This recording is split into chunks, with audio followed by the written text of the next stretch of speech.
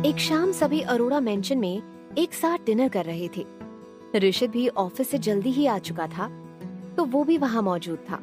तभी देवयानी ने जानबूझकर सोनिया का टॉपिक निकालते हुए ऋषित से पूछा, ऋषित बेटा, मैंने सुना है कि सोनिया की तबीयत काफी खराब है। ऋषित अचानक से खाना रोकते हुए बोला, हाँ, आपने सही सुना है। देवयानी ने चिंता का ड्रामा करते हुए फिर से पूछा, और मैंने ये भी सुना है कि तुम उससे मिलने भी गए थे। ऋषित ने ताना कसते हुए कहा, वाह, आप तो मेरी हर बात की खबर रखती हैं माँ। वैसे आपके सवाल का जवाब हाँ है, मैं सोनिया से मिलने गया था। देवयानी ने फौरन बात को संभालने के लिए कहा, अरे नहीं बेटा, तुम्हारी बातों में दखलंदाजी करने का मेरा कोई इरादा नहीं था। वो तो सोनिया की माँ का फोन आया था मुझे और उन्होंने ही बताया था। अरुण ने गुस्से से देवयानी की तरफ देखा, क्योंकि वो नहीं चाहता था कि ऋषित और रिद्धिमा के बीच कुछ प्रॉब्लम हो। ऋषित ने जब से सोनिया से रिश्ता तोड़ने की बात की थी, अरुण के दिल में होप्स जाग गए थे कि अब ऋषित और रिद्धिमा दोनों एक साथ होंगे। अरुण को अपनी तरफ यूं गुस्से से घूरते हुए देख देवयानी चुप हो गई, लेकिन सूरज थोड़े ही चुप रहने वाला था। उसने अपनी मीठी आवाज में कहा, लेकिन ऋषित भाई, आप तो सोनिया से ब्रेकअप करने वाले थे ना, फिर आप उससे मिलने क्यों जा रहे हैं? ऋषित ने सूरज को एक नजर देखा और कहा, ये तुम नहीं समझोगे सूरज। इस पर किसी ने कुछ नहीं कहा। रिद्धिमा भी चुप रह गई, लेकिन उसके दिल में कई सवाल उठने लग गए थे। जब ऋषित डिनर खत्म करके अपने कमरे की ओर जा रहा था, तो रिद्धिमा ने उसे रोकते हुए पूछा, ऋषित, उस दिन तो तुम इतनी बड़ी बड़ी बातें कर रहे थे, कह रहे थे कि तुम सोनिया के साथ गलत नहीं करना चाहते, बड़ी ही सही और गलत की बातें कर रहे थे, तो अब क्या हुआ? सोनिया से मिलना जुलना तो अब तक जारी है तुम्हारा। जिस पर ऋषित ने रिद्धिमा की आंखों में देखते हुए जवाब दिया, मेरे उस फैसले से सोनिया बहुत हर्ट हुई थी और उसी स्ट्रेस की वजह से वो बीमार है, तो बस इसीलिए मैं 2-3 बार उससे मिलने गया था। रिद्धिमा ने अविश्वास में अपना सर हिलाते हुए कहा, मुझे तो तुम्हारी तरह तुम्हारी वो गर्लफ्रेंड और उसकी बीमारी भी झूठ लग रही है। ऋषित कुछ कहने वाला था, लेकिन तभी ऋषित का फोन बजने लगा। ऋषित ने कॉल उठाया तो दूसरी तरफ निर्मला थी। तो निर्मला ने परेशान आवाज में ऋषित से कहा, ऋषित बेटा, ये सोनिया मान ही नहीं रही और वो खाना ही नहीं खा रही, तो तुम प्लीज आ जाओ ना।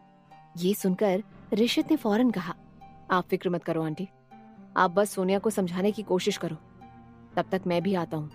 ऋषित ने भी फोन कट किया और एक बार रिद्धिमा की तरफ देख ऋषित घर से निकल गया।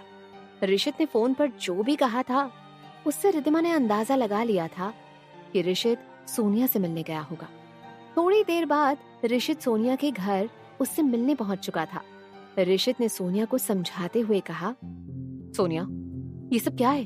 तुम्हें अपना ख्याल रखना चाहिए। जिस पर सोनिया थकी आवाज में बोली, ऋषित प्लीज तुम मेरे पास ही रुको ना, मैं तुम्हारे बगैर नहीं जी सकती। ऋषित ने सोनिया से नजरें मिलाते हुए कहा, नहीं सोनिया, मैं यहाँ रुक नहीं सकता, तो प्लीज तुम मुझे यूं मजबूर करना छोड़ दो। तुम्हें अपना ख्याल रखना होगा, मैं बार बार तुमसे मिलने नहीं आ सकता।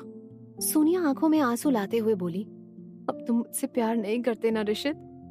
इतना कहकर सोनिया रोने लगी और जैसे तैसे ऋषित ने सोनिया को समझाया और देर रात को घर लौट आया। दूसरी तरफ जब ऋषित की कार अरोड़ा मेंशन में दाखिल हुई, तो रिद्धिमा ने अपने कमरे की खिड़की से उसे देखा और दिल ही दिल में रिद्धिमा खुद से ही बोली, ऋषित तो काफी जल्दी वापस आ गया। मैं जाकर भी ऋषित को समझ नहीं पाती, न जाने उसके दिमाग में क्या है। अगले दिन किसी कारण से निशांत की स्कूल की छुट्टी थी। वैसे तो रिद्धिमा निशांत को कभी अरोड़ा मेंशन में अकेले छोड़कर नहीं जाती थी, क्योंकि उसे अरोड़ा मेंशन में किसी पर भी भरोसा नहीं था। पर कभी जल्दी हो तो रिद्धिमा निशांत को मायरा के भरोसे छोड़कर जाती थी, क्योंकि रिद्धिमा को मायरा पर काफी विश्वास था। ऐसे ही उस दिन रिद्धिमा को गौरव के साथ मीटिंग के लिए जाना था, तो रिद्धिमा ने निशांत को मायरा के भरोसे अरोड़ा मेंशन में रहने दिया। फिर रिद्धिमा जल्दी से तैयार होकर मीटिंग के लिए निकली, लेकिन जैसे ही वो पार्किंग में आई, उसने देखा उसकी कार पंचर हो चुकी थी। रिद्धिमा ने इरिटेट होकर अपना पैर पटका और खुद से ही बड़बड़ाते हुए बोली, इसे भी अभी पंचर होना था, अब टैक्सी से जाना पड़ेगा। कहीं मीटिंग के लिए लेट ना हो जाऊं। तभी ऋषित वहां आया।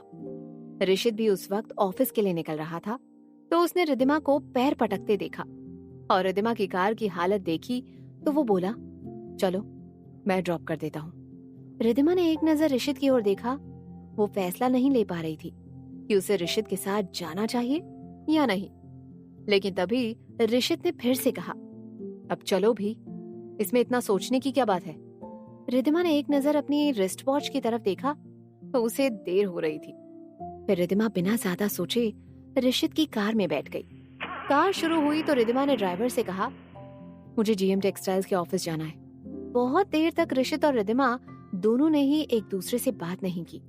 ऋषित दिल ही दिल में सोचते हुए खुद से ही बोला, हमेशा तो बकबक करती रहती है। स्कूल टाइम में तो इतना बोलती थी कि कभी कभी उसको बताना पड़ता था कि अब चुप रहो, लेकिन अब देखो जैसे किसी ने इसे ना बोलने की सजा दे दी हो।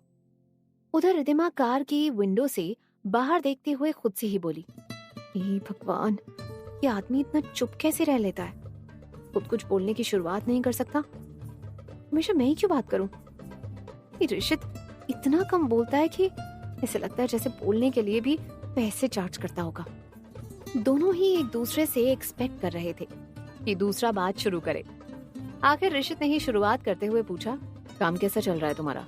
जिस पर रिद्धिमा ने ताना देते हुए जवाब दिया, हाँ अच्छा चल रहा है। अब तो मेरा सब कुछ इसी डील पर डिपेंड है, क्योंकि तुमने तो मेरा बुटीक जला दिया।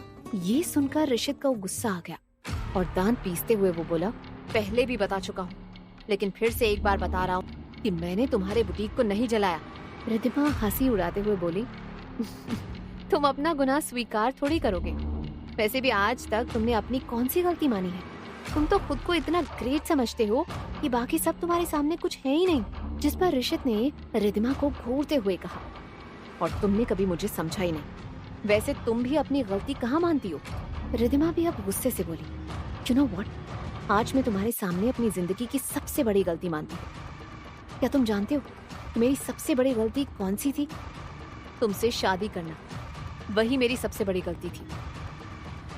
ये सुनकर ऋषित भी हाइपर होते हुए बोला, वाह क्या बात है, मुझसे शादी करनी तुम्हें गलती लग रही है, इसलिए तुम्हें मुझसे तलाक लेने की बहुत जल्दी है। रिद्धिमा ने भी बिना हिचकिचाहट जवाब देते हुए कहा, हाँ तुमने बिल्कुल सही कहा।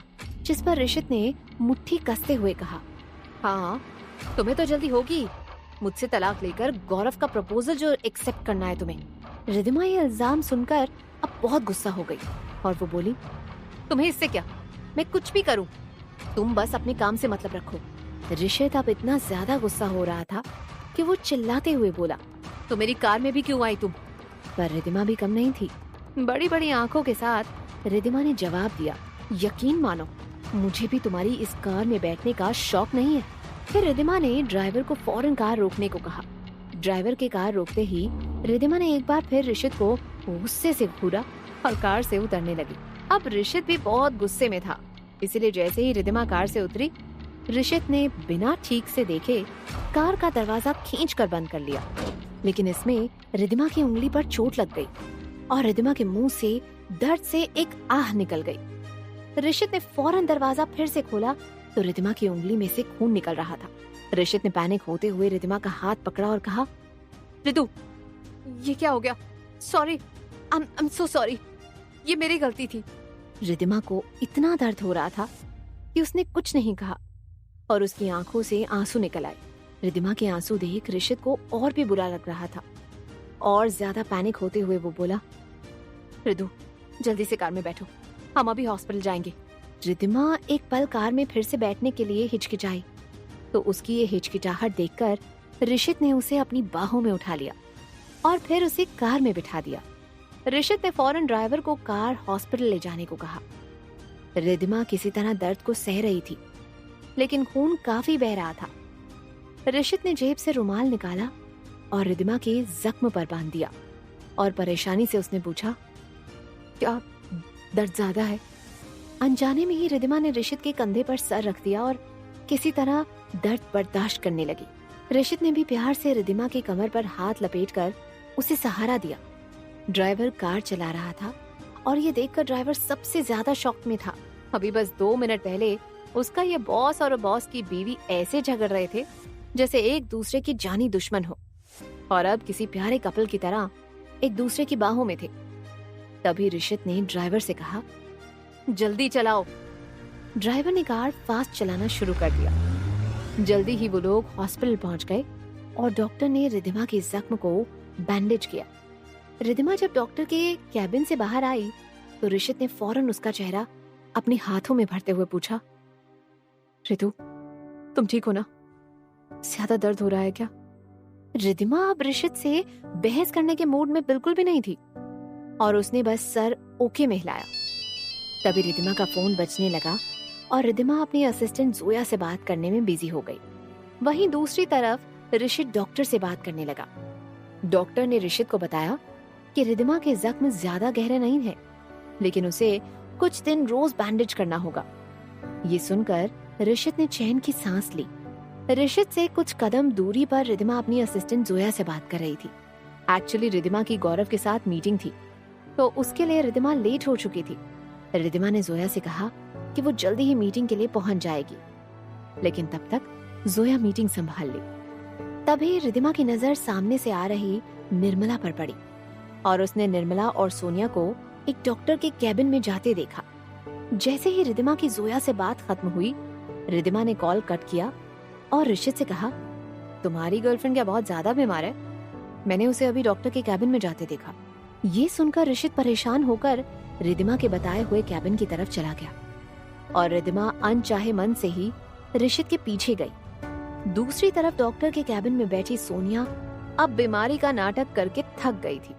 सोनिया ने इरिटेट होते हुए अपनी माँ और डॉक्टर से कहा, ओ प्लीज, अब मैं बहुत बोर हो गई हूँ। 3 हफ्ते से ये बीमारी का ड्रामा कर रही हूँ और इस ड्रामे की वजह से मैं घर से बाहर नहीं जा सकती। अब मैं ये ड्रामा और नहीं कर सकती। तभी निर्मला गुस्से से बोली, बेवकूफ मत बनो सोनिया, तुम बीमार हो इसीलिए तो ऋषित तुम्हें इतना अटेंशन दे रहा है, वरना अब तक उसने तुमसे रिश्ता तोड़ दिया होता और हम सड़क पर आ गए होते। सोनिया ने अपनी माँ को समझाते हुए कहा, मानती हूँ माँ, इस बीमारी के ड्रामे की वजह से ही ऋषित फिर से मेरे करीब आ रहा है, लेकिन मैं जिंदगी भर ये बीमारी का नाटक तो नहीं कर सकती ना। और ज्यादा दिन में ये नाटक करती रही तो कहीं ऋषित मुझे किसी और डॉक्टर के पास ना ले जाए, और हर डॉक्टर को मैनेज कैसे करेंगे हम? डॉक्टर ने भी सोनिया की बात से सहमत होते हुए कहा, सोनिया जी बिल्कुल सच कह रही हैं। अगर किसी और डॉक्टर से आपका चेकअप हुआ तो आपके झूठे बीमारी का राज बाहर आ जाएगा। मेरी तरह कोई और डॉक्टर आपकी मदद करने को तैयार नहीं होगा। ये सुनकर निर्मला भी सोच में पड़ गई। तो वहीं दरवाजे पर खड़े ऋषित और रिधिमा ने ये सब सुन लिया था और सोनिया की झूठी बीमारी का भांडा उनके सामने फूट चुका था। ऋषित सोनिया की बीमारी का सच जानकर अब क्या करेगा? जानने के लिए सुनते रहिए क्यों दर्द है इतना इश्क में, सिर्फ पॉकेट FM पर।